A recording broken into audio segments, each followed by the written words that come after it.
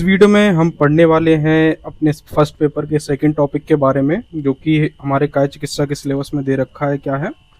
Clinical ethics in the practice of काय चिकित्सा। ठीक है, ये जो है लगभग 7 मार्क्स का एग्जाम जो सिलेबस है हमारा, ठीक है, उसमें दे रखा है कि ये 7 मार्क्स तक का आएगा।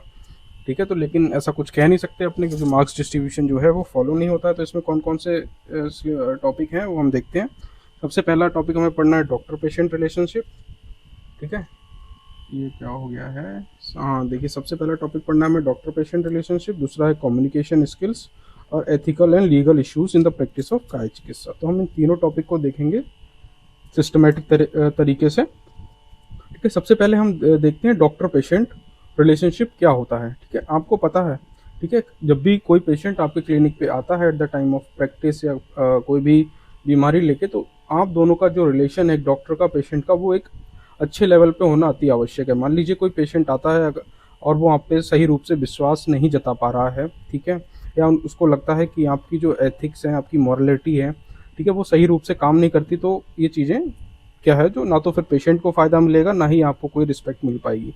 तो देखते हैं क्या चीज़ें हैं। सबसे पहला पॉइंट आता है इसके अंदर डॉक्टर पेशेंट रिलेशनशिप में, वो है ट्रस्ट एंड रिस्पेक्ट। ठीक है, इसमें जो ट्रस्ट एंड रिस्पेक्ट है ना, वो म्यूचुअल होनी चाहिए। ऐसा नहीं है कि सिर्फ एक तरफ से इसमें काम चलेगा। ठीक है, ये म्यूचुअल, दोनों चीज़ें म्यूचुअल होना चाहिए। ठीक है, कौन कौन सी हैं, क्या है ये? ट्रस्ट एंड रिस्पेक्ट क्या करती है? फाउंडेशन ऑफ रिलेशनशिप के लिए बहुत ही ज़रूरी है। साथ ही में डॉक्टर जो है ना, वो must respect the patient dignity, values and beliefs. अब यहाँ पे क्या है, कोई भी डॉक्टर है वो अपनी चीज़ें डायरेक्ट नहीं थोप सकता है किसी भी पेशेंट के अंदर, क्योंकि हर पेशेंट एक अलग बैकग्राउंड से आता है। ठीक है, उसके कुछ अलग बिलीव्स होते हैं, वो कुछ अलग वैल्यूज़ को मानता है, तो उसको ध्यान में रखे ही हमें जो पर्टिकुलर ट्रीटमेंट है उसे प्रोवाइड कराना चाहिए। फर्दर क्या है? फर्दर है patient should follow safe and confident in the doctors care. अब कोई पेशेंट आपके क्लिनिक पे आता है, अगर वो सेफ फील नहीं कर रहा है या अपनी जो प्रॉब्लम है वो कॉन्फिडेंट तरह से आपको बता नहीं पा रहा है, तब भी ये रिलेशनशिप है जो अच्छे से वर्क नहीं कर पाएगा।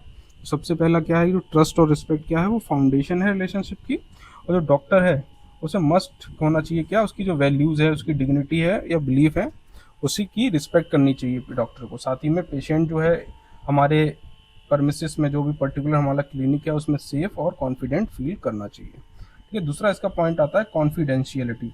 अब मान लीजिए कॉन्फिडेंशियलिटी बहुत ही इंपॉर्टेंट पॉइंट है एथिक्स के अंदर। अब मान लीजिए क्या होता है, कॉन्फिडेंशियलिटी का मतलब है जो पेशेंट ने आपको अपनी प्रॉब्लम बताई है वो क्या है, आपको प्राइवेट रखनी है, मस्ट केप्ट प्राइवेट। ठीक है, किसी भी इंडिविजुअल के साथ आप उसे शेयर नहीं कर सकते अनटिल एंड अनलेस क्या है, कोई लीगली प्रॉब्लम ना हो। लीगली भी आप उसकी कंसेंट से ही वो प्रॉब्लम जो है शेयर कर सकते हैं। ठीक है, तो सबसे पहला क्या था हमारा, ट्रस्ट एंड रिस्पेक्ट। दूसरा है हमारा कॉन्फिडेंशियलिटी, यानी कि जो इन्फॉर्मेशन है उसे हमें गुप्त रखना है। दूसरा क्या है, इन्फॉर्म्ड कंसेंट। इन्फॉर्म्ड कंसेंट के अंदर क्या होता है कि आपको कोई भी, जो आप शुरू कर रहे हैं, कोई भी ट्रीटमेंट है, ठीक है, कुछ भी अगर शुरू करने वाले हैं अपने पेशेंट के ऊपर, तो उसमें आपको उसे इन्फॉर्म कंसेंट, यानी कि उसे बताना पड़ेगा कि क्या आपको, क्या डायग्नोसिस आपका बना है, ठीक है, हम क्या ट्रीटमेंट चलाएंगे, क्या ट्रीटमेंट ऑप्शंस चलाएंगे, या क्या ट्रीटमेंट ऑप्शंस अवेलेबल हैं, उसकी रिस्क के बारे में हमें क्लियरली पेशेंट को पहले एक्सप्लेन कर देना है। ठीक है, patient has the right to accept और रिफ्यूज़ अ ट्रीटमेंट, यानी कि ये सब चीज़ें हैं, मतलब पूरा इन्फॉर्म कंसेंट के बाद पेशेंट के ऊपर ये डिपेंड करता है कि वो आपका ट्रीटमेंट लेगा या नहीं लेगा। ठीक है, आप उसे किसी भी तरह का फोर्स नहीं कर सकते, या आप उसे चालाकी में रखे कोई भी फर्दर चीज़ें नहीं कर सकते हैं। ठीक है, क्योंकि अगर आप कंसेंट कई तरह के होते हैं, आप अगर तंत्र में पढ़ के आए होंगे, ठीक है, तो आप उसे भी रिवाइज कर सकते हैं। यहाँ पे अगला पॉइंट है ऑनेस्टी एंड कम्युनिकेशन। ठीक है, ऑनेस्टी क्यों? क्योंकि मान लीजिए आप कोई भी आपके पास पेशेंट आता है, उसे कोई डायग्नोसिस बन रहा है, ठीक है, आप उसे सही से या तो डायग्नोस नहीं कर पा रहे हैं, अगर डायग्नोस कर रहे हैं तो आप पेशेंट को क्या है, गलत इन्फॉर्मेशन दे रहे हैं। हो सकता है पेशेंट 2 दिन में ठीक हो सकता है, बिना सर्जरी के उसका काम चल सकता है, लेकिन आप ऐसा नहीं कर रहे हैं। आप या तो आप ज़्यादा मनी एक्सट्रैक्ट करने के लिए उसे के साथ धोखा कर रहे हैं, तो ये चीज़ें एथिक्स के रूप में अच्छी नहीं है। इसमें क्या है, doctor should give the truthful information in the simple and clear way. अब क्या है, मान लीजिए अगर कोई भी इंडिविजुअल को कोई भी डायग्नोसिस बन रहा है, तो डॉक्टर को अपने मरीज के लिए एक क्या जो इन्फॉर्मेशन क्या है, वो ट्रूथफुल इन्फॉर्मेशन होनी चाहिए, एकदम सही और सटीक जानकारी अपने पेशेंट को प्रोवाइड करने की कोशिश करें, चाहे वो कोई ऑपरेशन के पहले हो। उसे ये नहीं करना चाहिए इनकरेज कि इसमें 100% गारंटी है, आप कम्प्लीटली ठीक हो जाएंगे। उसको हमेशा बताना चाहिए कि क्या क्या आउटकम इसके हो सकते हैं, ठीक है। वहीं पे क्या है, encourage patient to ask question and express concern. अब मान लीजिए ये भी होना चाहिए कि आपने देखा होगा कि बहुत से डॉक्टर्स क्या होते हैं, उनके पास आप जाएंगे, ठीक है, अपनी बात तो बोल देते हैं लेकिन आपसे क्वेश्चन पूछने का समय नहीं लेते हैं, तो ये चीज़ें नहीं होनी चाहिए। बाकी आपको जो प्रोफेशनलिज्म है उसे मेंटेन करना है, प्रॉपर बाउंड्रीज आपको जो उसके अपने पेशेंट और डॉक्टर के बीच में एक बाउंड्री होनी चाहिए, ठीक है। सो एम्पैथी, पेशेंस एंड केयर। और जो पेशेंट है उसे ऐसा लगना चाहिए कि आप उसकी केयर कर रहे हैं, आपके पास प्रॉपर सुनने का जो है समय भी है और आप एम्पैथी भी शो कर रहे हैं, ठीक है। तो ये क्या हमने सबसे पहला डॉक्टर पेशेंट रिलेशनशिप में कि दोनों के बीच में एक म्यूचुअल ट्रस्ट एंड रिस्पेक्ट होना चाहिए। आप उसकी कॉन्फिडेंशियलिटी यानी कि जो भी प्रॉब्लम वो आपको बता रहा है, ठीक है, उसे आप मेंटेन करेंगे, यानी कि उसे प्राइवेट रखेंगे अनटिल एंड अनलेस कोई लीगली प्रॉब्लम नहीं है, तब तक वो प्रॉब्लम को आप किसी थर्ड पार्टी के साथ शेयर नहीं करेंगे। साथ ही में थर्ड नंबर पे आप एक इन्फॉर्म्ड कंसेंट लेंगे जब भी पेशेंट आपके पास आ रहा है। अगर आपको कोई टेस्ट प्रोसीजर करने हैं, ठीक है, कोई मान लीजिए चाहे इंजेक्शन लगाना है, चाहे कैनुला इंसर्ट करना है, तो उसके पहले आपको प्रॉपर कंसल्ट लेना बहुत ही ज़रूरी है। वहीं पे एक ऑनेस्टी एंड कम्युनिकेशन होना चाहिए दोनों के बीच में। डॉक्टर शुड इसमें क्या है, आपको अपने पेशेंट को सही जानकारी प्रोवाइड करनी है एक क्लियर वे में। वहीं पे प्रोफेशनलिज्म वही होता है कि maintain proper boundaries with the patient, ठीक है। अब क्या है, यहाँ पे दूसरा पॉइंट आता है हमारा, क्या है, गुड कम्युनिकेशन स्किल्स, ठीक है। ये भी बहुत ज़रूरी है क्योंकि आपने सुना होगा कि डॉक्टर की दवाई से लोग कम ठीक होते हैं, लेकिन उसकी जो बात करने का तरीका है ना, अगर आप उसकी बात भी ठीक से सुन लेते हैं, उसका जवाब सही से दे देते हैं, तब भी पेशेंट को 90% तक आराम मिल जाता है। तो इसमें क्या है गुड कम्युनिकेशन स्किल्स के अंदर, गुड कम्युनिकेशन स्किल्स के अंदर सबसे पहला पॉइंट आता है एक्टिव लिसनिंग, यानी कि आप बहुत अच्छे से अपने पेशेंट की बात को सुने, ठीक है, वो क्या कहना चाह रहा है, ठीक है, क्या क्या अपनी प्रॉब्लम्स बता रहा है, पहले आप पूरी तरह से अगर आप उसे सुन लेंगे ना एक बार, तब भी उसे बहुत राहत मिलने वाली है। क्योंकि क्या होता है, कई बार आपने देखा होगा भाई, कई ओल्ड एज के पेशेंट होते हैं, उनकी कोई सही से बात सुनने वाला नहीं होता है, तो उनकी प्रॉब्लम जो है ना मन ही मन और ज़्यादा बढ़ती चली जाती है। सबसे पहला पॉइंट है इसमें एक्टिव लिसनिंग में क्या क्या है, pay full attention to the patient. जैसे ही पेशेंट आपके पास आता है, आपको पेशेंट के ऊपर प्रॉपर अटेंशन प्रोवाइड करनी है। इसमें क्या है, पेशेंट को इंटरप्ट नहीं करना है, डोंट इंटरप्ट, जो भी वो बोलना चाहता है उसे बोलने दें, allow them to speak, maintain eye contact to show interest, ठीक है, मतलब उससे आंख में आंख भी मिलानी है, जिससे उसे पेशेंट को लगे कि हाँ डॉक्टर मेरे अंदर इंटरेस्ट शो कर रहा है, मेरी बीमारी में उसे वो इच्छुक है इसको ठीक करने के, ठीक है। अब दूसरा पेशेंट क्या है, क्लियर एंड सिंपल लैंग्वेज। अब आपने देखा होगा, मान लीजिए आप अगर किसी भी कोई ओल्ड एज पेशेंट है, ठीक है, उसे इतने इंग्लिश का ज्ञान नहीं है, मेडिकल टर्म का ज्ञान नहीं है, अगर आप उसे मेडिकल टर्म्स में उसका डायग्नोसिस बताएंगे या बताएंगे कि आपको क्या बीमारी है, तो क्या आपको लगता है वो समझ पाएगा? तो इसीलिए क्या करना है, हमें क्लियर और सिंपल लैंग्वेज को यूज़ करना है। कि इसमें क्या करना है, इसमें अवॉइड, हमें मेडिकल टर्म्स जो हैं, ठीक है, उनको अवॉइड करना है, ठीक है। Explain in the way the patient can understand, ऐसी तरह से समझाना है कि जिस तरह से पेशेंट समझ सके। अब हमारा थर्ड पॉइंट क्या है, एम्पैथी एंड कंपैशन, बहुत ही इंपॉर्टेंट पॉइंट है, ठीक है। Show that you care, understand the patients feeling and respond kindly. हमेशा पेशेंट को काइंडली, प्यार से ही रिस्पॉन्ड करना है अगर वो कोई भी आपको अपनी प्रॉब्लम बता रहा है। अगर आप बहुत बेकार रूप से बात करेंगे, इससे तो एक तो आपका नाम खराब होगा, वहीं पे पेशेंट जो है ना वो दोबारा आपके पास लौट के आने वाला नहीं है अगर आप इस तरह से व्यवहार करेंगे तो। वहीं पे क्या है, ओपन एंडेड क्वेश्चन। इसमें क्या आता है, इसके आता है ask the questions like how are you feeling instead of just yes और नो। मतलब आप कोशिश करें कि उससे पूरी बात उगलवाने की, जैसा कि हिस्ट्री टेकिंग में होता है, आप जितने ज़्यादा क्वेश्चन कर सकते हैं पेशेंट से उतना करने की कोशिश करें, सिर्फ हाँ ना में जवाब ना दें। और increase the patient to share more, और पेशेंट को इनक्रेज करें कि वो ज़्यादा से ज़्यादा चीज़ें आपको अच्छी तरह से बता सके। वहीं पे लास्ट में हमें पेशेंट से क्या लेना, फीडबैक और अंडरस्टैंडिंग भी लेनी है, ठीक है। आपने सारी चीज़ें समझा दी, सब कुछ बता दिया, ठीक है, तो अब क्या करना है, पेशेंट से ask them to repeat the instruction to confirm understanding. जैसे मान लीजिए आपने पेशेंट के लिए दवाई लिखी, ठीक है, मेडिसिन प्रिस्क्राइब की, मेडिसिन फार्मेसी से खरीद के पेशेंट आपके पास लेके आता है, आप उसे एक बार समझा देते हैं, ठीक है। आप ऐसा कर सकते हैं कि पेशेंट से दोबारा से पूछे कि मैंने क्या क्या बताया, जिससे आपको एक बार कंफर्म हो सके कि हाँ वो आपकी बात अच्छे से समझ गया है, ठीक है। वहीं पे लास्ट में क्या है, respect patients background and belief. जैसा कि पहले भी हमने इसको पढ़ चुके हैं कि हमें पेशेंट की बैकग्राउंड और बिलीव्स की ज़रूर रिस्पेक्ट करनी है। कोई मुस्लिम है तब हमें मुस्लिम कल्चर के हिसाब से उसकी रिस्पेक्ट करनी है, कोई हिंदू है तो हिंदू के हिसाब से, कोई जैन, सिख, तो इन सारी चीज़ों की क्या जो उसकी मान्यताएं हैं उसको ध्यान में ज़रूर रखना है।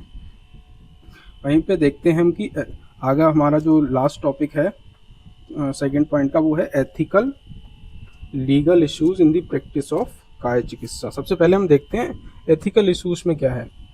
एथिकल इश्यूज के अंदर वही है कि जो फिजिशियन है must aim for long term well being of patient. ठीक है, अब यहाँ पे क्या है, आपने देखा होगा, ठीक है, कई गांव देहात में डॉक्टर्स होते हैं, पेशेंट आया, मे बी उसको एंटीबायोटिक की ज़रूरत नहीं है, आपने एंटीबायोटिक लिख दी। मे बी आपको स्टेरॉइड की पेशेंट को ज़रूरत नहीं थी, कि आपने क्या करा, उसको स्टेरॉइड भी लगा दिया जिससे पेशेंट जल्दी ठीक हो जाए। लेकिन क्या वो लॉन्ग टर्म के लिए बेटर है? क्या लॉन्ग टर्म तक पेशेंट की हेल्थ को मेंटेन कर पाएगा? ठीक है, तो ऐसा काम नहीं करना है। ये भी ध्यान देखना है कि अगर हम आज ठीक कर रहे हैं तो ऐसा नहीं कल को उसे कोई और बीमारी हो जाए।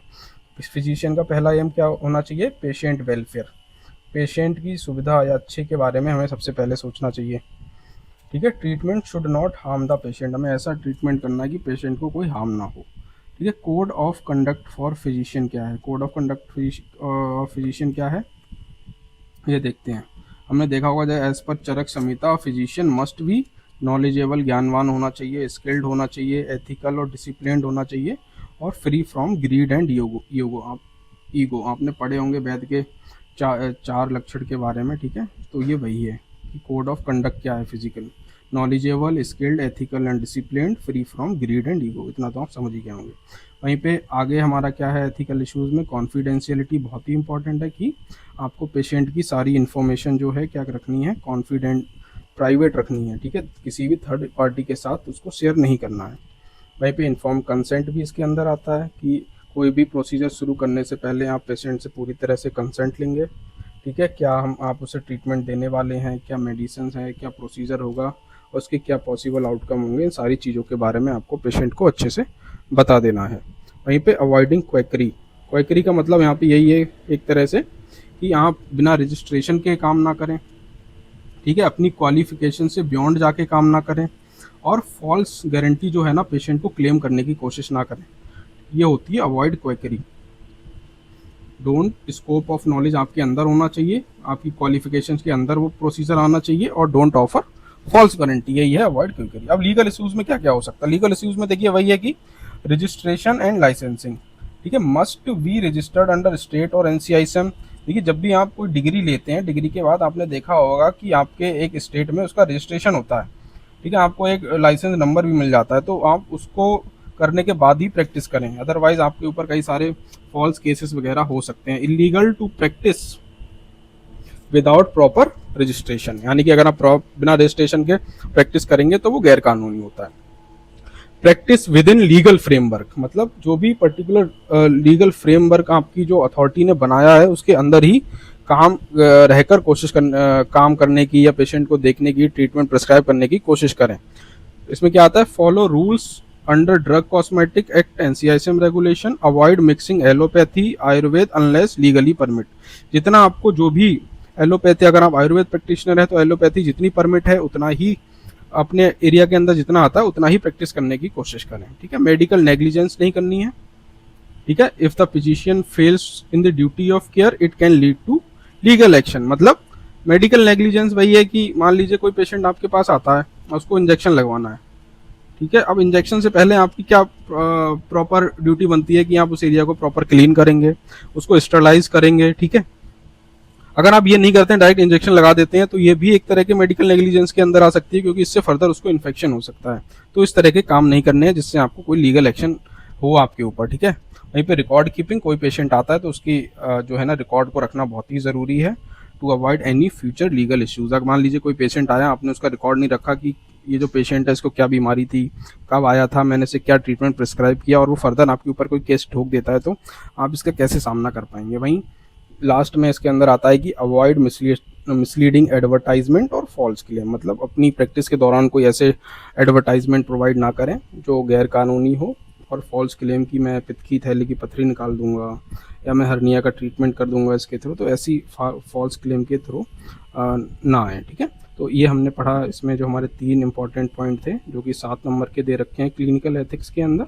सबसे पहले हमने पढ़ा डॉक्टर पेशेंट रिलेशनशिप के बारे में, दूसरा हमने पढ़ा गुड कम्युनिकेशन स्किल्स के बारे में, उसके बाद हमने पढ़ा एथिकल एंड लीगल इश्यूज क्या क्या आते हैं काया चिकित्सा प्रैक्टिस के दौरान। ठीक है, ऐसी फर्दर एनसीआईएसएम रिलेटेड लेक्चर के लिए आप मेरे चैनल को सब्सक्राइब कर सकते हैं। ठीक है, और ये नोट्स जो है आप नीचे दिए गए लिंक से डाउनलोड भी कर सकते हैं। ठीक है, मिलते हैं अगली वीडियो में, हम पढ़ेंगे ज्वर के बारे में।